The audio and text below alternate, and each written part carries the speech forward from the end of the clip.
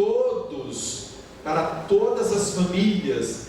Esta é a palavra, a voz de Deus impressa no papel. Eu quero te convidar agora para pegar a sua Bíblia, para que você e eu possamos orar e o Espírito Santo possa vir sobre a nossa mente e iluminar o nosso coração no entendimento. Obrigado, Senhor, porque a Bíblia é a tua palavra.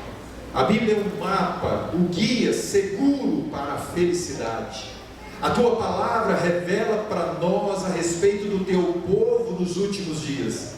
E aqui nesta manhã nós queremos abrir a Bíblia e queremos enxergar, queremos contemplar as revelações do Senhor para cada um de nós nesses últimos dias. Que o Espírito Santo batize cada um agora, no nome de Jesus. Amém. Vamos abrir a palavra de Deus no livro de Isaías, no capítulo 10. Isaías é um livro diferenciado, muito especial. Isaías apresenta, meus queridos, muitas verdades especiais para os dias em que nós estamos vivendo. A palavra de Deus, através de Isaías, revela a direção e a guia para o remanescente. Preste atenção você agora. A mensagem de Deus é a verdade presente sobre o remanescente nos últimos dias. Precisamos dos púlpitos das igrejas ouvirmos mais a respeito das profecias. E a mensagem de Deus para nós nesta manhã é o remanescente e a profecia. O remanescente para os últimos dias. Isaías no capítulo 10 e o versículo 21, nós lemos assim a palavra de Deus. Isaías capítulo 10 e o versículo 21. Os restantes ou o remanescente se converterão ao Deus forte, sim, os restantes de Jacó. O texto continua no verso 22: porque ainda que o teu povo, ó Israel, seja como a areia do mar, olhem bem o que o texto está dizendo, o restante se converterá. Preste atenção, irmão. O grande povo de Deus, nós sabemos muito bem que nem todos hoje que seguem e fazem parte do povo de Deus alcançarão a graça maravilhosa de fazer parte do remanescente fiel para a reta final. Agora eu te convido para o capítulo 11 e o versículo 11 diz assim: naquele dia, todo o contexto de Isaías 10 e 11, Isaías 9 fala do renovo, fala de Jesus, fala da vinda do Messias. O capítulo 10 e o capítulo 11 fala a respeito da glória de Israel, o remanescente. Isso não se cumpriu. Se você ler o texto do capítulo 9, e também você encontrará ali que o lobo vai comer com o cordeirinho. Isto não se cumpriu. Então essa profecia é para o futuro. E agora no capítulo 11, o versículo 11, o texto bíblico diz assim: naquele dia o Senhor tornará a estender a mão para resgatar o restante do seu povo. O resgate final de Deus para o remanescente. Nesta manhã nós estaremos aqui estudando com calma, sem pressa, esta mensagem urgente para nós a respeito do remanescente na profecia bíblica. Quais são as características do remanescente? Apocalipse, capítulo 12 e o versículo 17. Abramos a Bíblia em Apocalipse, no capítulo 12 e o versículo 17. Nós encontramos agora João, no livro de Apocalipse, apresentando para o povo de Deus, naquele momento e para os nossos dias, o perfil do povo da igreja, do remanescente fiel nos últimos dias. Rapidamente, capítulo 12, o verso 17 diz assim: irou-se o dragão contra a mulher, o povo, a igreja, e foi pelejar contra o remanescente, os restantes da sua descendência, os que guardam os mandamentos de Deus e têm o testemunho de Jesus. Agora o capítulo 14, versículo 12, apresenta para nós mais uma característica. Nós vimos aqui a característica do remanescente no capítulo 12, o verso 17, que ele guarda os mandamentos e ele tem o dom profético, o testemunho de Jesus, que está em Apocalipse capítulo 19, versículo 10, a definição do que é o testemunho de Jesus. Agora no capítulo 14 e o versículo 12, João apresenta para nós a terceira característica do remanescente. Aqui está a perseverança dos santos, os que guardam os mandamentos e a fé em Jesus. Ele guarda os mandamentos e guarda o que? A fé em Jesus. Para nós termos aqui uma ideia rápida dessas três características, vamos lá. O remanescente fiel, ele tem selado no seu coração, por quê? Porque o Espírito Santo, ele realiza o batismo do selamento no coração da lei de Deus. Isso está em Hebreus capítulo 8 e o versículo 10. Nós encontramos lá que diz que Deus vai imprimir no seu coração a sua lei. Deus vai imprimir no coração do remanescente o seu caráter. Efésios, o apóstolo Paulo 1,13, ele diz que nós somos selados para a redenção, e aqueles que serão redimidos são aqueles que guardam a palavra de Deus, e a lei de Deus tem selado no coração, porque a lei de Deus é o transcrito do caráter divino. Entendemos bem isso aí? Segundo ponto, nós encontramos o testemunho de Jesus, e o testemunho de Jesus é o espírito de profecia. E o espírito de profecia é o dom profético, e ao longo da Bíblia Deus deu o dom profético para o remanescente. Todos os momentos da história do remanescente fiel, Deus sempre levantou um profeta ou uma profetisa. Acompanhe a Bíblia desde Gênesis e você e eu vamos encontrar o dom profético. É a profecia para o futuro através do ser humano escolhido ou escolhida por Deus para revelar a profecia de Deus. Neste caso do remanescente aqui, para os últimos dias, se cumpriu no início do tempo do fim, após 798, correto? E nós vamos ver um pouquinho mais à frente, se cumpriu em uma garota de 17 aninhos de idade chamada Ellen White. Ela foi escolhida por Deus, como Hulda foi escolhida por Deus, como Daniel foi escolhido por Deus, mas estes entraram no cânon bíblico e eles estão na Bíblia. O dom profético para os últimos dias não entrou na Bíblia, porque a Bíblia já estava fechada e selada com 66 livros, mas a inspiração, ela é a mesma inspiração, e a crença na fidelidade de Deus através dos escritos de Ellen White deve ser a mesma fé que também nós temos nos profetas da palavra de Deus. Hoje eu não vou estar entrando sobre esse detalhe. Em breve nós estudaremos o dom profético e a profecia, os ataques ao dom profético ao longo da história, desde 1844, mas de forma especial 1848, mas o ataque mais forte nos dias em que nós estamos vivendo. Terceira característica, tem a fé em Jesus. O que é a fé em Jesus? A fé em Jesus é a justificação pela fé na pessoa e no ministério de Cristo Jesus. Por quê? Porque Cristo veio e morreu na cruz, nós fomos justificados, foi imputada a justiça de Cristo por nós, pago o preço pelo nosso pecado, correto?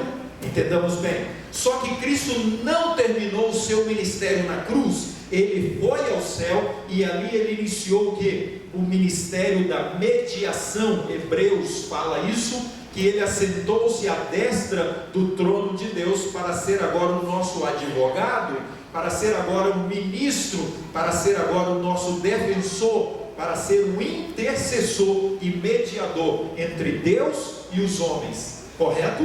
E depois Cristo agora ele passa o seu ministério também para a função de juiz lá no santuário celestial. Tudo isso acontece no contexto do santuário. Por quê? Observem bem quem foi ao retiro, porque a mensagem do santuário precisa ser inculcada na nossa mente, porque Cristo morreu no altar de sacrifício na cruz do Calvário, porque Cristo entrou no lugar santo para agora ser o mediador entre Deus e os homens, porque Cristo entrou no lugar santíssimo para agora fazer o quê? O dia da expiação, fazer agora o juízo. Meus amados, a compreensão do ministério de Cristo é de suma importância, porque a base da fé cristã do remanescente para os últimos dias, ela está na mensagem do santuário. Convido você a ter esta visão sobre as características do remanescente. Não existe nenhum outro povo que conheça, que experimenta a mensagem da fé em Jesus como os adventistas do sétimo dia. O remanescente, só uma pequena introdução, o remanescente sempre existiu ao longo da história. Ele não só existe a partir de 1844, no início do tempo do fim de 1798, ele sempre existiu ao longo da história e sempre foi pequeno. Remanescente é resto, resto é o sumo. Você espreme, o que ficou? Resultou um pouco, o restante. Agora, eu quero te convidar para ir para a profecia mais longa, para conhecermos agora a respeito do conflito cósmico que começou lá no céu. Apocalipse capítulo 12 e o versículo 7. Vamos respirar um pouquinho? Se eu estiver devagar, você pode me falar que eu corro um pouquinho mais aqui. A mensagem é uma mensagem longa, mas uma mensagem importante. Anote aí, ela é de fundamental importância para nós nesta manhã. Capítulo 12, o versículo 7 diz assim: houve peleja, batalha, guerra, aonde? No céu. A batalha era entre Miguel e os seus anjos, pelejaram contra o dragão, também pelejaram o dragão e os anjos. Ok, o grande conflito cósmico começou no céu, e depois ele se estendeu para a terra. O capítulo 12, ele é o centro do livro do Apocalipse. E bem no centro do livro do Apocalipse, nós encontramos o contexto a respeito do dragão, a respeito da grande batalha, a respeito de Miguel e a respeito de quem? Do remanescente, que faz parte do contexto do grande conflito cósmico. Eu dividi em 3 blocos, porque sim, assim está no capítulo 12. Fica aberto ao capítulo 12 de Apocalipse, porque tem 3 blocos para nós compreendermos o contexto do conflito cósmico no passado, ao longo da história e no presente para um futuro próximo. Primeiro, nós encontramos aqui no capítulo 12 e o versículo 1, um grande sinal. E ali então uma mulher vestida de sol. Olha que coisa interessante. Essa mulher vestida de sol é o simbolismo de que mulher na Bíblia é povo, é igreja. Nós preferimos destacar povo, por quê? Porque na reta final serão de várias igrejas, de várias denominações, aqueles que virão para fazer parte do povo de Deus. Entendeu bem?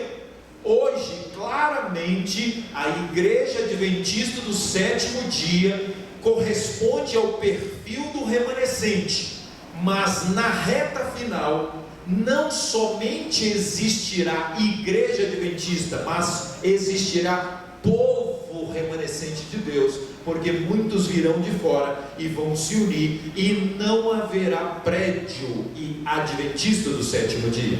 O que haverá é um povo que estará espalhado pelo mundo, correspondendo à expectativa de Deus para o remanescente. Então esta mulher, ela reflete o sol. Olha, ela está vestida. Malaquias diz que Cristo é o quê? O sol da justiça.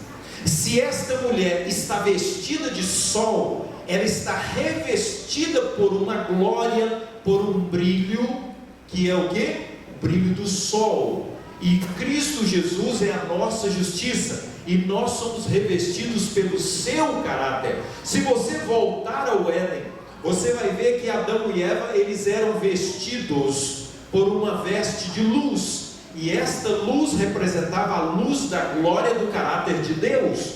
E aqui diz para nós que esta mulher está vestida de sol. Ao longo da história, você encontra poucos momentos que o povo de Deus esteve verdadeiramente revestido pelo sol da justiça.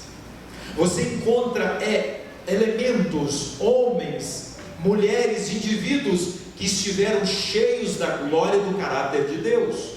Ao longo da história você pode encontrar alguns, mas nós queremos destacar aqui, porque esta profecia, ela remonta aos últimos dias também, porque na época dos discípulos, a igreja era chamada, a igreja de Éfeso, a igreja da pureza, a igreja que estava batizada e cheia da glória de Deus, do brilho do caráter de Cristo. O apóstolo Paulo diz: nós temos a mente de Cristo. Ellen White descreve que João tinha um caráter semelhante ao caráter de Cristo. A igreja primitiva experimentou esta bênção e essa glória. Você vê Daniel, era um homem, era um jovem vestido da glória de Deus.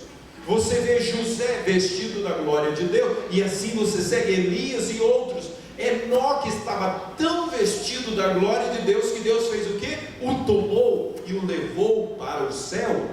E nós sabemos que o que Deus quer para os 144 mil, vou falar daqui a pouquinho, é que eles tenham um caráter, que eles estejam vestidos de tal maneira semelhante a Enoque e também a sua vida.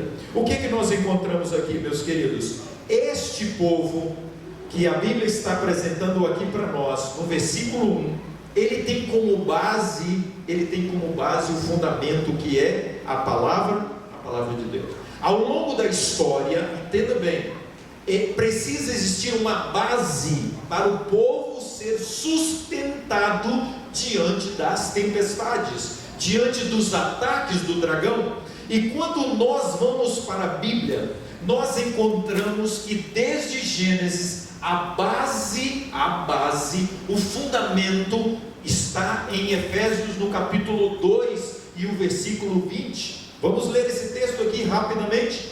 Efésios capítulo 2 e o versículo 20. E aí você vai entender que a primeira característica do remanescente é a característica daquele que tem o fundamento da sua fé na palavra, na Bíblia Sagrada, no assim diz o Senhor, na lei de Deus. Capítulo 2, verso 20: edificado sobre o fundamento dos apóstolos, dos profetas. Ok, do Antigo e do que? Do Novo Testamento. Os profetas do Antigo Testamento e os apóstolos do que? Do Novo Testamento. Diz assim: sendo ele mesmo Cristo a pedra angular, no qual todo edifício bem ajustado cresce para santuário dedicado ao Senhor. Meus queridos, o que nós encontramos aqui é que o remanescente é que aquele que coloca a base da sua vida, da sua fé, das suas crenças no fundamento que é dos apóstolos e dos profetas, o Antigo e o Novo Testamento, ele cresce para santuário de Deus. Olha aqui o tema voltando à tona: santuário de Deus. Existiu um santuário físico no passado, mas Deus sempre quis habitar no santuário da alma. Vamos prosseguir agora. Neste mesmo capítulo 12 de Apocalipse, nós encontramos no primeiro bloco, aparece um outro elemento, além da mulher. Nós encontramos agora o dragão. Viu-se o verso 3, viu-se outro sinal, eis um dragão, e vem a descrição do dragão com os seus instrumentos ao longo da história, ok? É o que nós encontramos. Satanás e os seus auxiliares.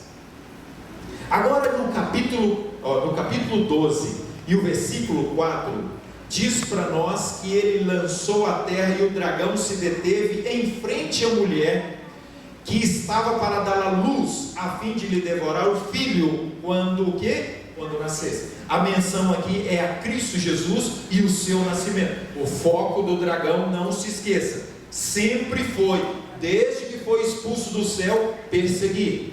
Se tem uma coisa que o dragão gosta, é de sangue. Se tem uma coisa que ele ama, é o quê? Ele ama matar, perseguir, torturar, incomodar, perturbar. Esse é o alvo e o objetivo dele. Então Cristo nasce, nós sabemos, só que o versículo 5 diz que ele foi tomado para o céu.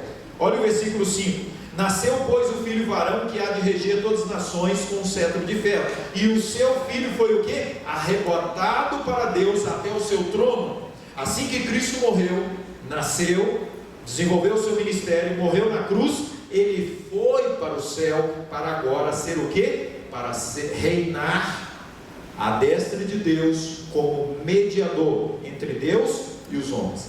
Cristo está aqui, meus queridos, nesse texto, mostrando para nós o seu ministério no santuário celestial. O dragão e os seus instrumentos, o dragão e os seus auxiliares, sempre buscaram lançar por terra a verdade do santuário. Por quê? Porque Isaías, no capítulo 8, diz para nós que Cristo, o Senhor, é o santuário. Não dá para entrar em detalhes. Quem foi no retiro viu o que é essa questão de Cristo é o santuário. Tudo no santuário converge para a pessoa e o ministério de Cristo. Porque Cristo foi aonde? Ao altar de sacrifício. Cristo morreu na cruz. Cristo foi aonde? Ao altar de incenso. Cristo assentou-se à destra de Deus como mediador. Cristo foi aonde?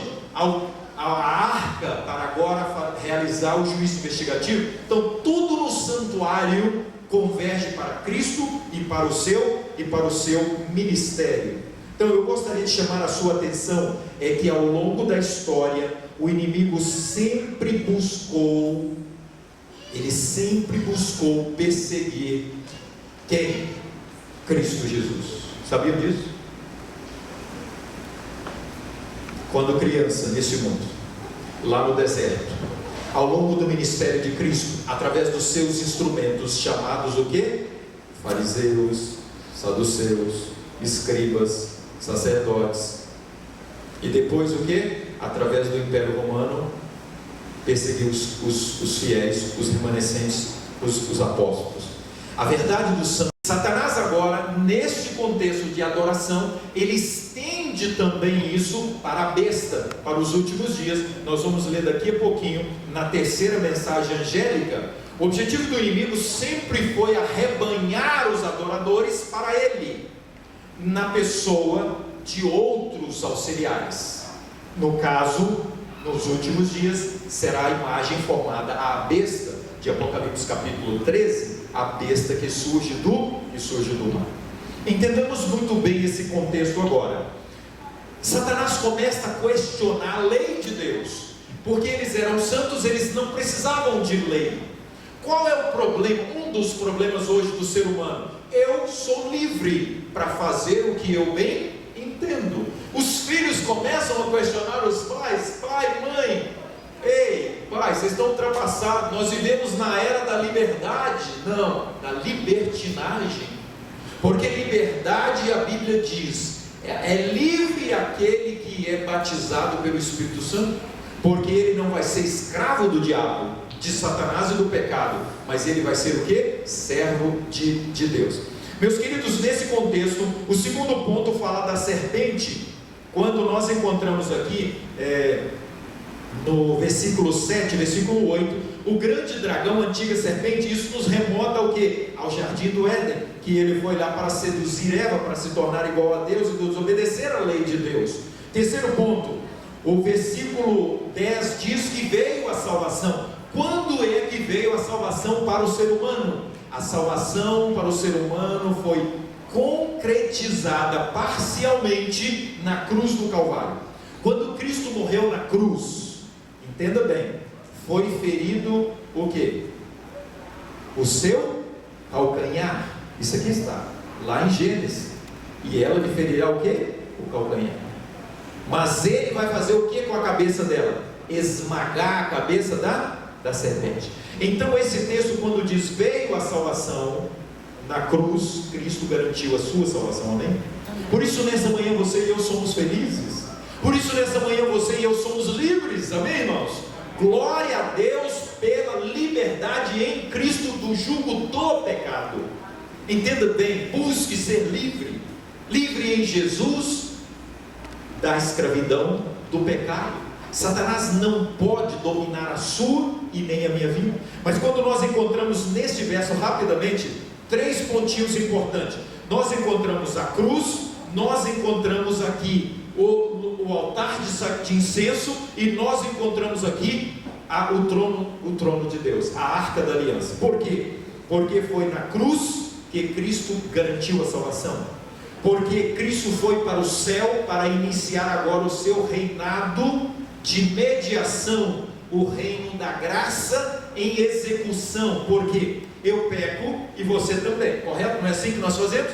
Aí a gente fala: Senhor Deus Pai, em nome de Jesus, pelos seus méritos, por aquilo que Ele fez na cruz, perdoa o quê? Os meus pecados. Aí o que Cristo faz?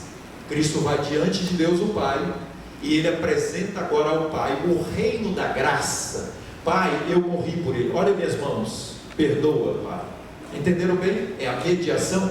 Só que a terceira parte desse verso diz a autoridade do seu Cristo. Quando foi que Cristo agora começa a exercer a sua total autoridade? A partir de 1844, Cristo entra no lugar santíssimo, figuradamente, porque Ele é Deus e Ele pode andar em todo o canto do céu. Vocês sabiam disso? E pelo Espírito Santo Ele anda em todo o canto do planeta. Eu não tenho dúvidas sobre isso. Nós encontramos agora que Cristo, isso está no capítulo 11 de Apocalipse, o versículo 15 e do versículo 17 a 19, quando Ele passa a reinar agora, e quando Ele passa a exercer o juízo. Quando o juiz, ele decreta o quê? Salvo ou perdido, condenado ou... A palavra final é de quem? Quem é a autoridade máxima no julgamento? É o advogado de defesa? É o advogado de acusação? Não, quem dá a palavra final é quem? Juiz. Então Cristo exerce a sua autoridade. Queridos, toda a Bíblia, ela está permeada pela mensagem do santuário, pelo pátio, pelo santo e pelo santíssimo. Vamos prosseguir agora, no versículo 11 do capítulo 12, nós encontramos agora, eles venceram por causa do sangue do Cordeiro. Eles quem venceram? Isso aqui agora é menção aos 144 mil, ao remanescente que fará parte da geração da reta final. Eles venceram pelo sangue de quem? Pelo sangue de Cristo. Olha que coisa interessante aqui. Nós temos aqui 2 características do remanescente. O sangue de Cristo é a verdadeira justificação pela fé de cada um de nós, por causa da sua palavra. Olha o que diz: guarda os mandamentos e o testemunho que eles deram, a sua perseverança, a sua fidelidade. A vitória do remanescente, ela está baseada na fé em Jesus, na fé no ministério de Cristo, na fé na pessoa de Jesus, na sua palavra, na sua lei e no testemunho da vida que eles vivem por causa do poder divino para os últimos dias. Isso está lá no Apocalipse capítulo 14, versículo 12, que é a terceira mensagem angélica. Eu quero convidar você agora para o quinto ponto.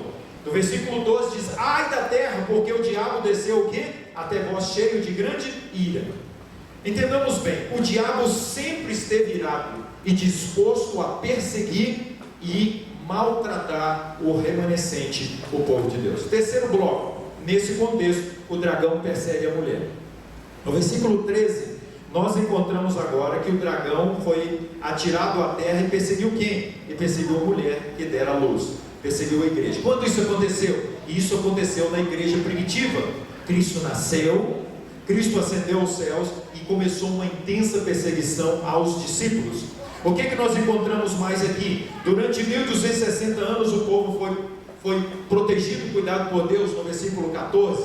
O que nós encontramos aqui? Nós encontramos que a serpente, o dragão, ele foi atrás da mulher. E eu quero entrar agora num assunto muito atual para nós, porque parece que tudo isso aqui é do passado, tudo isso aqui é de 2000 anos atrás. O versículo 17 diz assim: irou-se o dragão contra a mulher, o povo, e foi pelejar agora contra quem? Contra os restantes da descendência desta mulher. Então, se a mulher aqui é no contexto bíblico da mulher vestida de sol, a igreja primitiva, quem agora veio depois da igreja primitiva? Você encontra vários. Você encontra no ano 1100 quem? Os valdenses.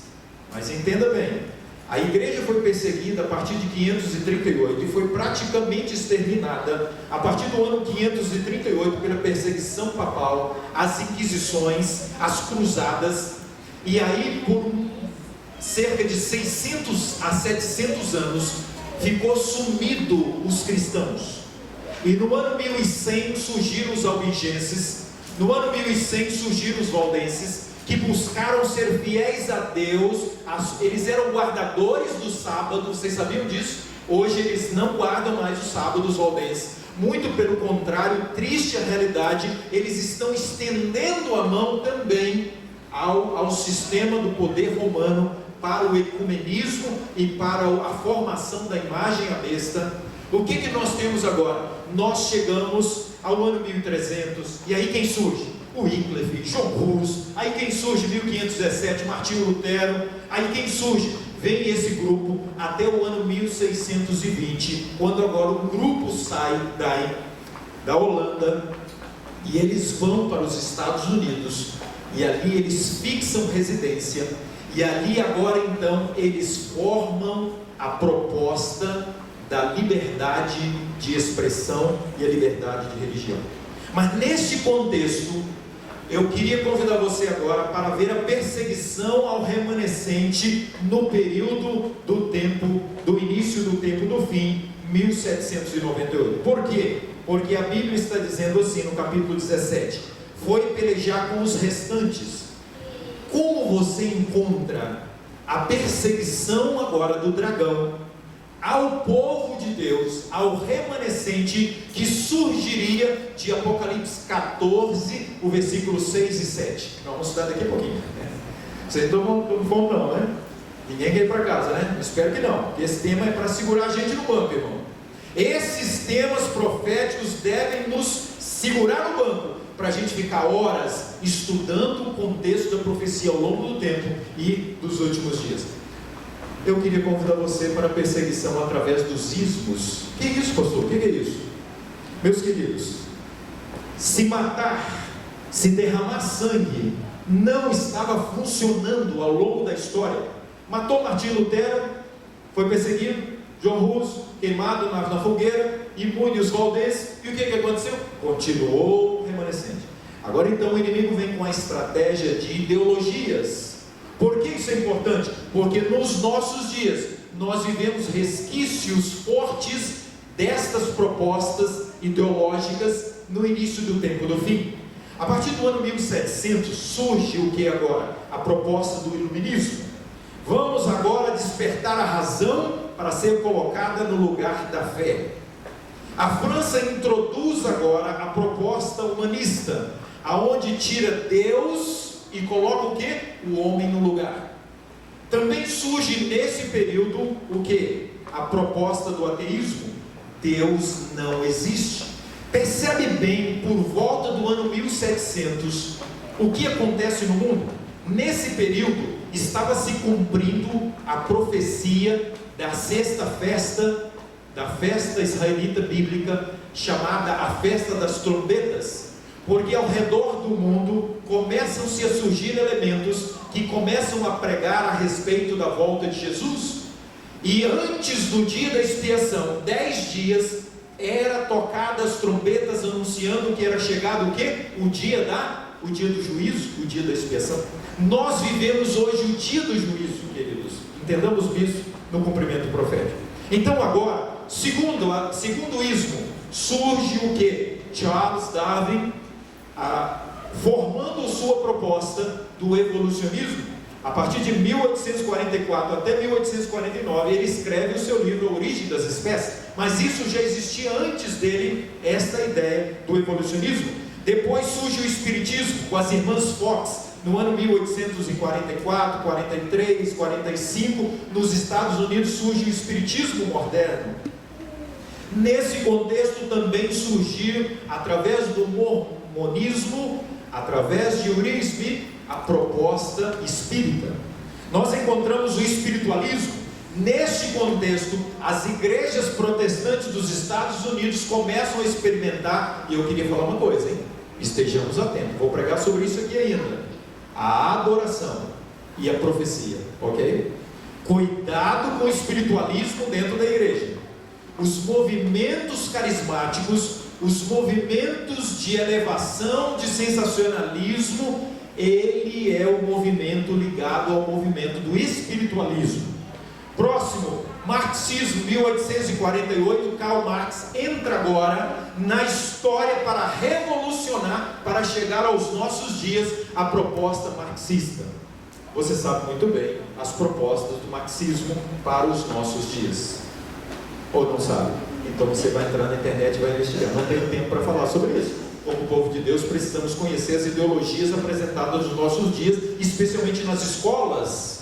Cuidado, pais, que os seus filhos estão aprendendo, que já são as práticas de algumas propostas de Karl Marx. O feminismo, 1848, pasme você, dentro de uma igreja conservadora, surge o primeiro movimento feminista. Isto vem para os nossos dias. E por último, o anarquismo, que são as greves através de Engels, juntamente com Karl Marx. Vamos respirar? Eu queria te convidar agora para você entender que as ideologias e os ismos, eles surgiram para abafar o movimento. Qual movimento? O movimento que Deus estava levantando, o movimento do remanescente, chamado movimento do advento, através especialmente de Guilherme Miller e aqueles que abraçaram a fé do juízo, a vinda do juízo. Meus queridos, vamos lá. Quero convidar você agora para Apocalipse 14. Vamos aqui rapidamente conhecer a respeito das 3 mensagens angélicas. Como povo de Deus, nós precisamos pregar essas mensagens. Como povo de Deus, ao pregar essas mensagens, nós estaremos despertando a ira do dragão e dos seus auxiliares para perseguir e para incomodar o povo de Deus. Apocalipse capítulo 14. Quando nós vamos para o verso 1, vamos rapidamente.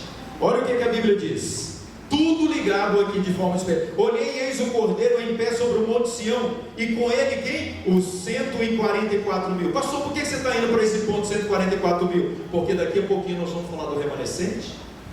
Como falar do remanescente e não falar dos 144 mil? Meus queridos, quem são os 144 mil? Os 144 mil são aqueles que vão restar do remanescente fiel para ver Jesus voltar. Nem todos que farão parte do remanescente fiel na reta final farão parte dos 144 mil. Os 144 mil são aqueles que vão passar pela perseguição, são aqueles que estarão vivos por ocasião da volta de Jesus, e são aqueles que estarão revestidos pela glória de Deus.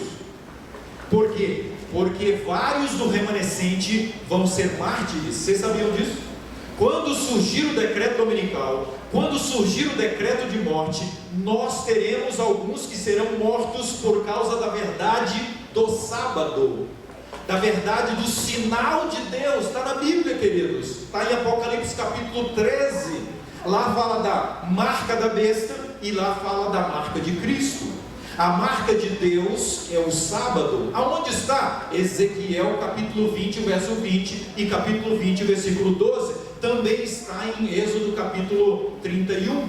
Também está onde? Está em Mateus, está em Marcos, está em Lucas, e aí segue. Está em Atos, está na Bíblia toda, porque Deus, Ele tem um povo que quer ser fiel, e a primeira característica desse povo é guarda os mandamentos. Nós já lemos aqui, não foi? Primeira característica do remanescente. E os mandamentos são 10. E o quarto mandamento é o quê? É o sábado do Senhor. Então, meus queridos, vamos entender bem aqui agora a questão deste remanescente, os 144 mil. Porque o texto bíblico diz: quem são estes? Esses são os que seguem o Cordeiro. Aonde está o Cordeiro hoje? No altar de sacrifício? Onde está o Cordeiro? Na cruz? Não. Eis o Cordeiro de Deus que tira o quê? Ele está no santuário celestial, fazendo a obra, para que o Espírito Santo comunique a sua justiça e purifique o nosso pecado e restaure a imagem divina perdida, o quê? Perdida no homem. A imagem de Deus perdida pelo homem. E o Espírito Santo trabalha aqui embaixo, enquanto Cristo trabalha onde? Todas as vezes que você e eu clamarmos pela bênção do Senhor, Deus vem e o quê? E Ele purifica o nosso coração. Meus queridos e amados, eu quero te convidar agora para a primeira mensagem angélica, capítulo 14, versículo 6. Diz assim: vi outro anjo voando pelo meio do céu, ele tinha o quê? Um evangelho eterno. O evangelho eterno são as boas novas de salvação. Quais eram as boas novas de salvação nesse momento aqui? Está no versículo 7. E diz assim: temei a Deus e dai-lhe glória, porque é chegada a hora de quê? Do seu juízo. Queridos irmãos, vamos entender muito bem o que aconteceu na primeira mensagem angélica. Deus levantou um homem, entenda bem, ele não foi sozinho, porque antes dele, no ano 1740, mais ou menos, Manuel Lacunza, um chileno, ele foi para a Europa, e lá na Espanha ele escreveu, ele foi exilado, perseguido, ele escreveu um livro, A Vinda do Messias em Glória e Majestade, de 525 páginas. Por causa deste livro, que falava da volta de Jesus, ele foi perseguido. Por quem? Ele era um padre católico. Ele escreveu esse livro, e ele foi perseguido pela liderança do sistema romano religioso. E ele e outros começaram a pregar da volta de Jesus. Muitos pregaram das 70 semanas, 2.300 tardes e manhãs, 1.260 anos. Só que isso aqui se cumpriu em Guilherme Miller, quando ele agora, lá no leste dos Estados Unidos, na Nova Inglaterra, ele levanta agora o movimento da pregação do dia do juízo. Ele entendeu a profecia das 2.300 tardes e manhãs como se cumprindo em 1843. Dentro do movimento dele, Samuel Snow levanta agora então a bandeira de que não seria em 1843, mas sim em 1844, no dia 22 de outubro de 1844, e eles começam a pregar a volta de Jesus, o juízo, a purificação à terra e não no céu. Eles interpretaram errado? Sim. Aconteceu algo naquele dia? Sim, aconteceu.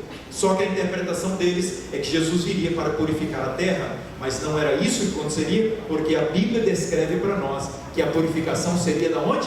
No santuário celestial. Onde está isso, pastor? Daniel capítulo 7 apresenta as 3 fases do juízo de Deus: o juízo investigativo no seu início, na sua continuidade e na sua conclusão e na sua execução. Estude Daniel capítulo 7, é muito importante para nós a respeito do juízo investigativo. Então ele prega e ele cumpre o que? A primeira mensagem angélica. Segunda mensagem angélica está no versículo 8. O que lemos aqui? Seguiu outro anjo segundo dizendo: caiu a grande Babilônia. Qual foi a queda da Babilônia? Primeiro, Deus teve a igreja primitiva. Entenda bem, através dos apóstolos, a igreja fiel. A igreja agora que não se contaminava com o Estado, a igreja que não se contaminava com os poderes, a igreja que não se envolvia com o paganismo. Mas a partir do ano 300, 200 e pouco, a igreja agora cristã, apostólica, ela começa a se envolver com as práticas pagãs. Por que isso é importante para nós hoje? Porque o inimigo quer introduzir no remanescente fiel de Deus práticas pagãs, e nós precisamos arregalar os nossos olhos para ver quais são as práticas pagãs que o inimigo quer introduzir no meio do povo de Deus. O que acontece agora? Então, a partir do ano 538, nós encontramos agora, se você for ler, você vai encontrar a igreja de Pérgamo, as 7 igrejas do Apocalipse, ela é de fundamental importância para nós conhecermos quando isso aconteceu. Então a igreja de Pérgamo diz lá que ele tem o trono de Satanás, estava lá na igreja. Olha que coisa! Por quê? Porque houve naquele momento a união do poder religioso com o Estado, com o poder político. Não vamos entrar nesses detalhes, mas eu queria te convidar para a queda moral de Babilônia, para a queda moral da igreja de Deus naquele contexto. Por isso se espalhou os fiéis, e o remanescente agora é um pouquinho aqui e outro ali. Nesse contexto, meus queridos, eles lançam a verdade por terra. Já falei, a verdade do santuário, Daniel 7:25, capítulo 8, versículo 9 ao versículo 12, e eles têm agora o seu envolvimento promíscuo com os costumes pagãos e com o Estado. Pastor, o que você está falando aí? O que isso tem a ver com os nossos dias? Porque a Babilônia de hoje continua da mesma forma, estendendo a mão, aliando-se, abraçando com o quê? Com o Estado. E aí então nós temos a junção do ecumenismo religioso, unindo-se todas as religiões e denominações em prol de um bem comum, em prol de uma proposta interessante. Por quê? Porque a besta que emerge da terra é a besta do poder político, e eles se unem. Eu quero te convidar para a terceira mensagem angélica. Fiquem tranquilos, ano que vem nós vamos estudar essas 3 mensagens angélicas com mais detalhes. Aí você pergunta, pastor, como que você vai provar essa questão aqui do regime romano? Nós vamos através dos dogmas, nós vamos através do próprio catecismo, que apresenta para nós as mudanças que aconteceram. Só para você ter uma ideia, uma das mudanças que foi lançada por terra as verdades de Deus, a oração pelos mortos. Isso era praticado pelos pagãos. A igreja cristã não praticava oração pelos mortos. E aí seguem outros e outros detalhes, o envolvimento com o espiritismo, na crença de que a pessoa não morre totalmente, a crença da imortalidade da alma. Terceira mensagem angélica, o versículo 9 do capítulo 14 diz assim: seguiu-se o terceiro anjo, e aí chega no versículo 9, diz: se alguém adora a besta e a sua imagem, e recebe a sua marca na fronte ou na sua mão. Terceira mensagem angélica está falando de adoração. Nesse caso, adoração à besta, e a imagem, o ecumenismo. E o que mais? A aliança entre o poder político e o poder religioso. Quando os Estados Unidos agora se estende a mão para o Vaticano, e eles se unem com uma proposta só para a ordem mundial, com uma proposta só, um governo mundial, com uma proposta só, moeda mundial. Não sei se você conhece a linguagem ou não conhece. Irmãos, isso está na internet aí, passeando para lá e para cá. Nós precisamos saber disso. Caminha-se para o quê? Caminha-se para uma liderança só, política, e uma liderança religiosa. Bom, meus amados, o que nós temos aqui na terceira mensagem angélica, que é o que mais nos interessa? É que na terceira mensagem angélica nós temos aqui 2 características do remanescente. Aqui está a perseverança dos santos, os que guardam os mandamentos de Deus e a fé em Jesus. A terceira mensagem angélica é a mensagem da justificação pela fé. A terceira mensagem angélica é a mensagem do santuário. E eu entro agora com você para nós entendermos uma coisa muito importante na terceira característica do remanescente. Na Review and Herald, 1905, está escrito o seguinte: o santuário no céu abre ante nossos olhos o plano da redenção, conduzindo-nos através do tempo ao próprio fim. A mensagem do santuário nos liga ao fim, e diz assim: revelando o triunfante resultado da controvérsia entre a justiça e o pecado. O livro Evangelismo 221 diz assim: a compreensão correta do ministério do santuário celestial constitui o alicerce da fé. Entenderam bem? Por que nós precisamos conhecer a mensagem do santuário? Porque dentre todas as denominações religiosas, somente a Igreja Adventista do Sétimo Dia conhece, prega e busca viver a mensagem do santuário. Quero puxar a minha orelha aqui, porque eu tenho mais de 40 anos nessa igreja e eu conheço pouco ainda sobre o santuário. Eu posso conhecer da teoria do santuário, mas eu preciso conhecer da experiência do santuário, porque Isaías diz que o Senhor é o santuário. Eu preciso conhecer Jesus. Você e eu precisamos nos relacionarmos com Jesus, porque relacionando com Jesus e vivendo com Jesus, nós vivemos a fé em Jesus, nós vivemos a justificação pela fé, nós vivemos a mensagem do juízo investigativo que ele realiza. O espírito dos crentes devia ser dirigido ao santuário celeste, aonde Cristo entrara para fazer o que? A expiação. O santuário no céu é o próprio centro da obra de Cristo. O assunto do santuário verte muita luz sobre a nossa atitude. Opa, vamos lá. Se nós queremos fazer parte do remanescente nos últimos dias, como deve estar a nossa vida? Entenderam bem? Se verte luz sobre a atitude, verte luz sobre o comportamento.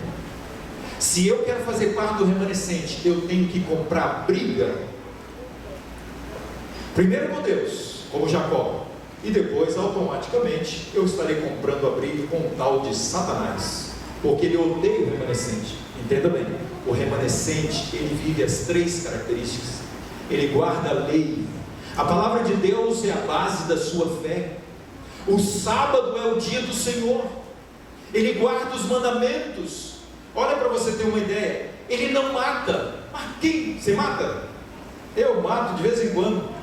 Quando eu olho para os meus filhos, para minha esposa, com um olhar fulminante de ira, de revolta, eu estou matando os sentimentos dela. A dimensão da lei de Deus, ela precisa ser compreendida por nós por algo extraordinário. Por exemplo, adultério. Espera aí, deixa eu perguntar aqui. Eu não vou pedir para levantar a mão. Quantos maridos essa semana adulteraram? Quantas mulheres essa semana adulteraram? Se eu assisto pela internet um filme, e ali desperta e aflora a sensualidade em mim, por ter visto um quadro de uma mulher, o que eu fiz? Eu troquei minha esposa por aquela mulher naquele momento. Isso é sério. A dimensão da lei de Deus é mais do que você sair da sua casa, pular a cerca e ir lá na vizinha e deitar com ela na cama. É sério. Nos pensamentos Jesus diz que adultera, e ele segue, cobiça e tudo mais, queridos. É muito. Por exemplo, não terás outros deuses. Será que em algum momento eu troquei alguma coisa pela palavra de Deus? Será que em algum momento eu troquei Deus por algo? Por exemplo, você teria coragem de deixar de vir à igreja para assistir um filme ou para assistir um jogo? Eu não quero te julgar e nem me julgar, mas na minha consciência eu estaria trocando Deus, e eu teria um outro Deus. É quebra de mandamento, e isso é sério, muito sério. Às vezes é com pessoas, com objetos. Mas sigamos aqui, meus queridos, e estamos encerrando. O assunto do santuário verte muita luz sobre a nossa obra. Qual é a obra do povo de Deus hoje? A obra do povo de Deus é refletir o brilho do caráter de Cristo diante do mundo, é pregar o Evangelho, irmão. Quanto a gente fala de Jesus, querido. Sabe que Salmos, essa semana eu preguei na igreja do Santo André virtualmente, e eu preguei Salmo 106, e lá diz: quem saberá contar os feitos de Deus? Se eu me relacionar com Jesus, as pessoas vão ver Jesus em mim, amém, irmãos? E você também. Nós vamos falar, nós vamos praticar a vida. A luz proveniente do santuário, ela iluminou o passado, o presente e o futuro. Eles souberam que Deus os havia guiado por sua providência infalível. Meus amados, quanta coisa maravilhosa nós precisamos conhecer. O inimigo odeia a lei de Deus, o inimigo odeia o dom profético, O inimigo odeia a fé em Jesus. Queridos e amados irmãos, Deus está querendo guiar o seu povo. E eu remoto com você agora ao Jardim do Éden para fechar a mensagem. Porque lá no Jardim do Éden, capítulo 3, versículo 1, Adão e Eva obedientes a Deus, Satanás os levou a desobedecer os mandamentos de Deus. A lei de Deus era: não toque no fruto. Satanás fez com que eles tocassem e comessem fruto. O grande pecado do mundo cristão seria rejeitarem a lei de Deus, fundamento de seu governo no céu e na terra. Os preceitos de Jeová seriam desprezados e anulados. Grande conflito, página 23. Tomara Deus que nós que cremos e queremos viver, fazer parte do remanescente, não venhamos a desobedecer os reclamos de Deus. A base do governo de Deus é sua lei, é a lei do amor, a lei do cuidado. Queridos irmãos, Gênesis 3, verso 15, Deus chega agora e apresenta através do dom profético a profecia da cruz do Calvário. Adão e Eva, eles creem. Queria te convidar a crer no dom profético. Abrace o dom profético em Ellen White e você será mais feliz, porque a palavra de Deus vem em primeiro lugar e depois nós temos os esclarecimentos do dom profético. A fé em Jesus, João 29, eis o Cordeiro de Deus que tira o pecado do mundo. O sacrifício em Cristo é a certeza para a nossa salvação. Amém? Esta manhã eu te pergunto: quem é o remanescente? Se você não entendeu muita coisa, mas você entendeu que o remanescente da Bíblia para os últimos dias é aquele que tem as 3 características, é aquele que abraça. Sabe o que é ter? Ter é possuir. Sabe o que é possuir? É internalizar. A guarda dos mandamentos, Deus quer selar no nosso coração, na nossa mente. Isso está em Hebreus. Deus quer imprimir a sua lei no nosso coração. Isso é mais do que o aspecto técnico, é imprimir o seu caráter, é imprimir a sua lei no nosso coração. Jesus quer que o mundo veja Ele em nós, amém? O seu caráter. Se você não entendeu muita coisa, entenda bem que Ellen White foi escolhida por Deus para ser a mensageira para os últimos dias, na reta final, amém? O dom profético para orientar a sua igreja. E terceiro, que em Jesus nós temos a verdadeira fé, é a fé da salvação, é a fé daquele que ministra por nós no santuário celestial, amém? Quantos de nós queremos fazer parte do remanescente? Por mais difícil que seja, e que vamos ser perseguidos, mas Deus vai manifestar a sua glória, e nós iremos para a eternidade, amém?